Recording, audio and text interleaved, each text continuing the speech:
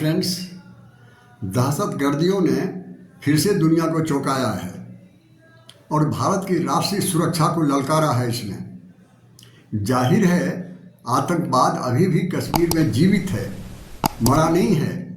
जैसा कि आर्टिकल 370 को समाप्त करने के बाद कयास लगाए जा रहे थे।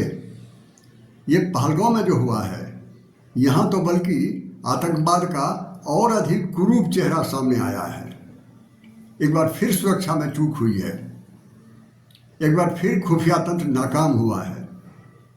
और जहाँ तक भारत के आतंकियों की बात है, आप जानते हैं भारत के आतंकियों को पाकिस्तान पालता है और चीन इन्हें यूनाइटेड नेशन में संभालता है। खालिस्तानी आतंकवादी पन्नू, इस पर पन्नू पर अमेरिका की विशेष मेहरबानी है। कनाडा में इनका एक बड़ा गिरोह है आतंकवादियों का। ब्रिटेन और ऑस्ट्रेलिया भी इससे पीछे नहीं है। इस तरह से ये कहना कि भारत पर सिर्फ पाकिस्तानियों की नज़र है, ऐसा नहीं है। ये दुनिया के बड़े बड़े मुल्क भी भारत पर निगाह लगाए हुए हैं। ऐसी कौन सी बात है कि ये सारे देश भारत के आतंकवादियों को पनाह दे के रखा है इन्होंने? इसके पीछे एक ही कारण है कि भारत दुनिया का सबसे बड़ा कंज्यूमर मार्केट है।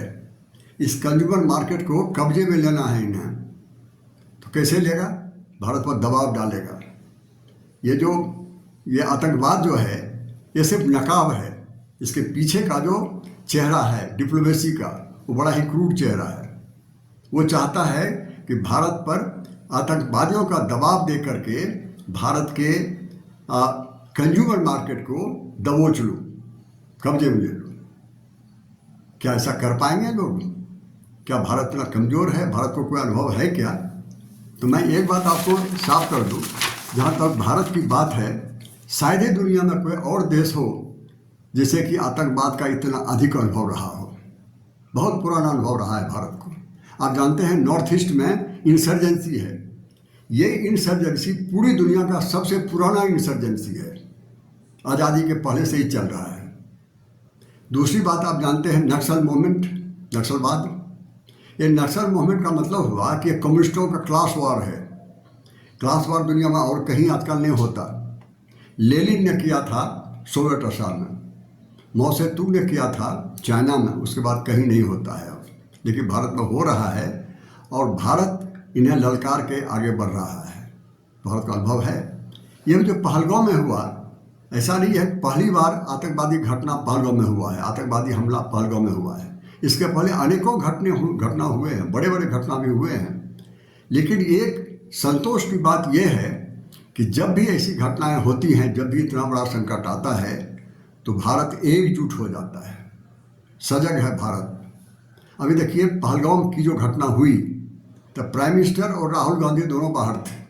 जैसे सुना, बीच में ही विदेश की यात्रा छोड़कर वापस आ गए भारत। एक तो प्राइम मिनिस्टर है, दूसरा अपोजिशन का लीडर है, दोनों एक साथ राष्ट्रीय सुरक्षा के लिए खड़ा है। यह सबसे बड़ा संतोष की बात है, जान लीजिए। इसके पहले भी ऐसा हुआ है। आप जानते हैं संसद पर आतंकवादी हमला हुआ था, वाजपेयी थे उसमें प्राइम मिनिस्टर और सोनिया गांधी थी अपोजिशन लीडर। तो सोनिया गांधी घर पर थी, उन्हें पता चला कि अभी अभी संसद पर सुबह सुबह आतंकवादी घटना हुई है। उन्हें चिंता हुई कि वाजपेयी कहाँ पर है। वाजपेयी को फ़ोन किया। वाजपेयी ने कहा, सोनिया जी आपने सुबह फ़ोन कर दिया आपने, मैं अभी भी निकल रहा हूँ घर से संसद जाने के लिए। कहा वाजपेयी जी मत निकलिए, वहाँ हमला हुआ है संसद पर, आप हमारे प्राइम मिनिस्टर हैं, आपको सुरक्षित रखना सबसे अधिक ज़रूरी है। ये पूरी घटना वाजपेयी जी ने खुद लोकसभा में आके कहा था कि सोनिया जी ने पहली खबर हमको दी थी इन आतंकियों के बारे में। ये देखिए, ये घटना हुई है। अब जहाँ तक कश्मीर की बात है, कश्मीर में आतंकवाद लाइफलाइन है, जीवन रेखा है उनका। ये आम लोगों के लिए, गरीब लोगों के लिए रोटी जुटाता है। ये टूरिज्म, ये टूरिस्ट लोग एक बहुत बड़ा सोर्स है गरीबों के लिए, आम लोगों के लिए। अब देखिए, जैसे ही घटना हुई पहलगाम में, पूरा कश्मीर बंद हो गया। कहा जाता है कि पिछले 35 ईयर्स में जब से ये घटना हो रही है, ये पहली बार हुआ है कि संपूर्ण कश्मीर पूरा बंद था 100%। एक कहीं दुकान कोई घर खुला हुआ नहीं, हर आदमी हर पॉलिटिकल पार्टी सड़क पर थी और स्लोगन लगा रही थी। ये वो कह रहा था हिंदुस्तान जिंदाबाद, और ये सारे लोग कह रहे थे कि भारत पर हमें गर्व है। ये सारी घटनाएं हो रही थी और ये सारी बातें हो रही थी, तो उसमें से एक आदमी ने पूछा इन प्रोसेसन करने वाले को कि आपको क्या लगता है ये टूरिस्टों को मार दिया उन्होंने कहा क्या बात करते हैं साहब, इन्होंने टूरिस्टों को नहीं मारा, हमारे पेट पर लात मारा है इसने। ये रोटी जुटाता है ये टूरिज्म हमारे लिए, ये उनका कहना था।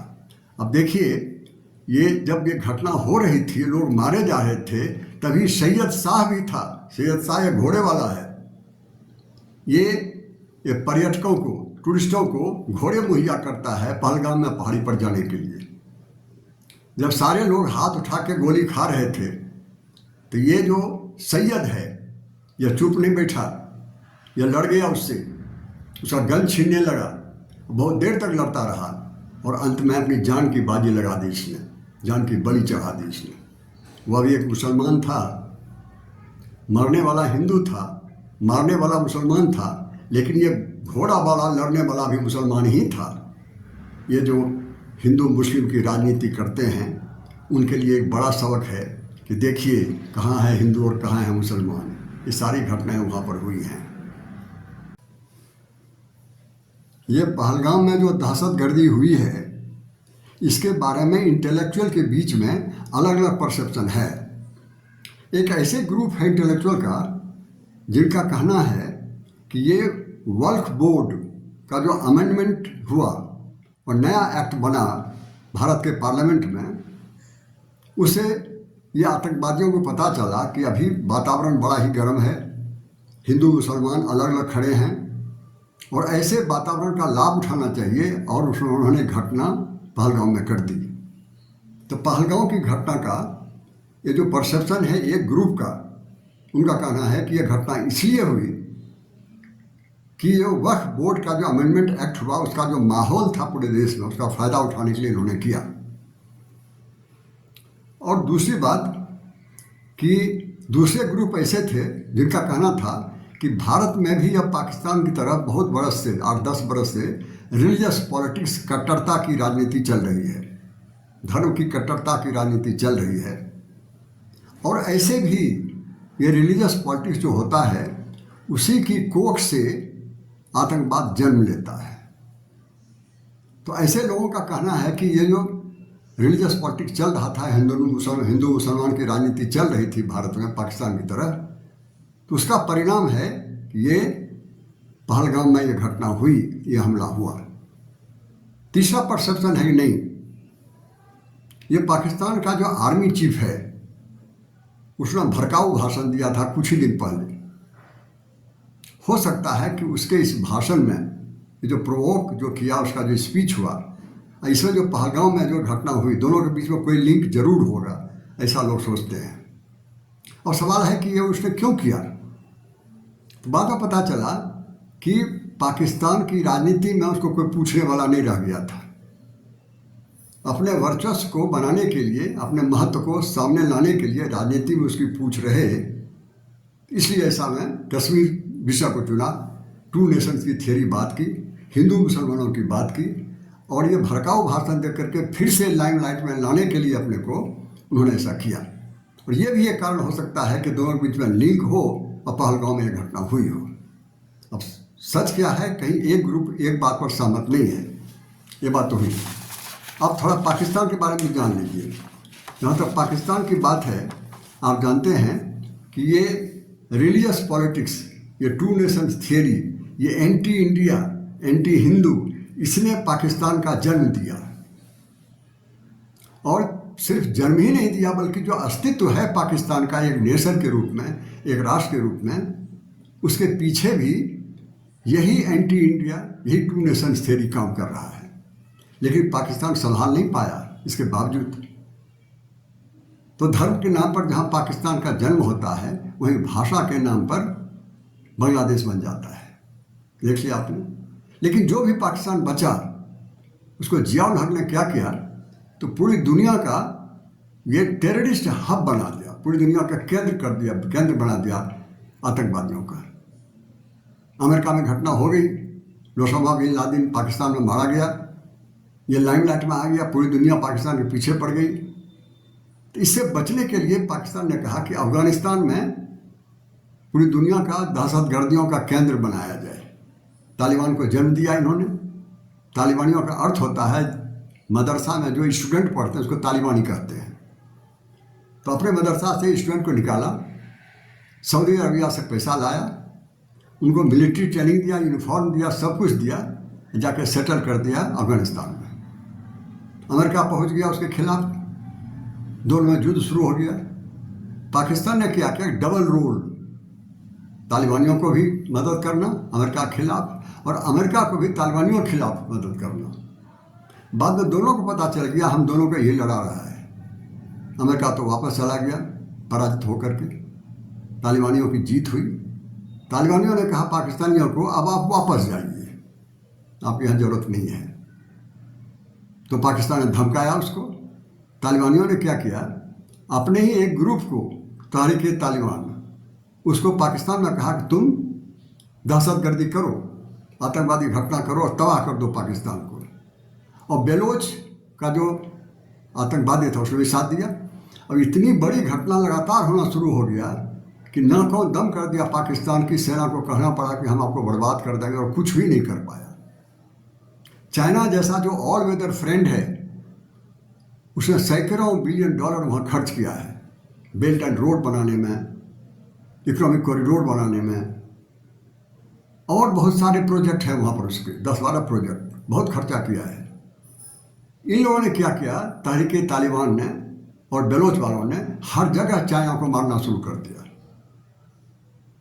उसका जो पोर्ट है वहाँ पर, उसका जहाँ जहाँ प्रोजेक्ट है वहाँ पर, और पाकिस्तानी तबाह हो गया। चाइना का कहा कि आप हमको परमिशन दीजिए कि हम अपनी सेना वहाँ उतार सकें पाकिस्तान में। पाकिस्तान को हम कैसे दे सकते हैं।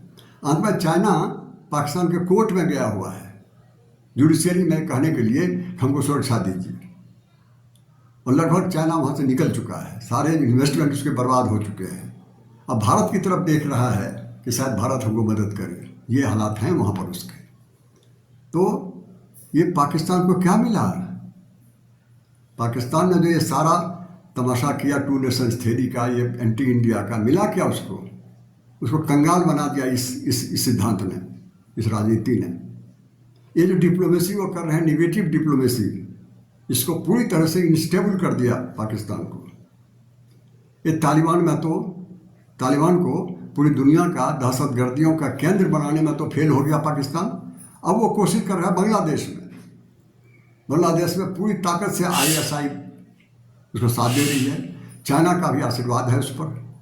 अब अफगानिस्तान में फेल होने के बाद, तालिबानियों से फेल होने के बाद, वो यहाँ यूनुस के यहाँ शुरू कर रहा है बांग्लादेश में, ये घटना है। अब देखिए एक और बात है, अभी जो पहलगांव में घटना हुई है, संयोग क्या है कि अमेरिका का वाइस प्रेसिडेंट वेंस, वो अभी इंडिया में 22 अप्रैल को घटना हुई, और 22 अप्रैल को वेंस यहीं पर था। लेकिन ये पहली बार नहीं हुआ है, ये 20 मार्च 2000 में भी, 20 मार्च 2000 में भी ये घटना हुई थी। उस समय बिल क्लिंटन वहाँ के प्रेसिडेंट भारत में उसी दिन यहाँ पर थे। कहाँ हुई थी, ये है एक सिखों की बस्ती है, सरदारों की, यह है चित्ती सिंहपुरा। सारे सिखों को जमा किया, सबकी आइडेंटिटी ली और सबको गोली से भून दिया, जैसा कि हिंदुओं के साथ यहाँ अभी हुआ है पहलगांव में। ऐसा क्यों करता है, कोइंसिडेंस है? मेरे विचार में नहीं, ये योजना है उसकी, कश्मीर को पूरी दुनिया में फैलाने के लिए, इसकी डिप्लोमेसी को दुनिया में जगाए रखने के लिए। अमेरिका का प्रेसिडेंट, वाइस प्रेसिडेंट जब हो तब ये घटना करो, ऐसा किया उन्होंने। जो भी हो, ये 1971 वॉर को भूल नहीं पाया है पाकिस्तान। ये जो सरेंडर किया है करीब 1 लाख सैनिकों ने, उसको भूल नहीं पाया है पाकिस्तान। और ये हिम्मत हार दी है उसने, साहस अब नहीं है कि भारत के सामने से लड़ सकेंगे, तो उसने प्रॉक्सी वॉरफेयर कर दिया उसने। ये टेररिज्म को प्रॉक्सी वार के रूप में शुरू कर दिया। सामने से लड़ नहीं पाओगे, छिप के जाके करते रहो। इस पाकिस्तान को यूक्रेन से सबक लेनी चाहिए। जब सोवियत रूस टूट रहा था, यूक्रेन अलग देश बनना चाहता था, रूस वालों ने मान लिया और बना दिया उसको, लेकिन वो बन तो गया अलग देश, लेकिन अमेरिका का एजेंट बन गया। रशिया को तबाह करने के लिए अमेरिका ने इसको यूज करना शुरू किया, प्रॉक्सी वार करना शुरू किया। यही किया हुआ है पाकिस्तान के साथ अमेरिका ने। भारत के खिलाफ पाकिस्तान को खड़ा करता रहा और भारत के खिलाफ षड्यंत्र करता रहा, ठीक यूक्रेन की तरह। लेकिन पाकिस्तानियों को पता होना चाहिए कि क्या हुआ। बांग्लादेश टूट गया, अमेरिका साथ नहीं दे सका। आज चौराहे पर खड़ा है यूक्रेन और अमेरिका बोलता है तुम जानो, तुम्हारा काम जाने, पीछा छोड़ दिया उसका। तो दूसरे के बंदूक को अपना कंधा दीजिएगा, यही नतीजा होगा। पहाड़ से टकराइएगा तो आपका सर टूटेगा, पहाड़ को कुछ नहीं होगा।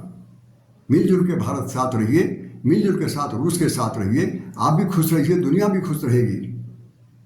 आप अगर लड़ेंगे तो आप मरेंगे, ये सच है आज का। इन्हीं बातों के साथ मैं अपनी बात समाप्त करता हूँ। Thank you each and every one of you.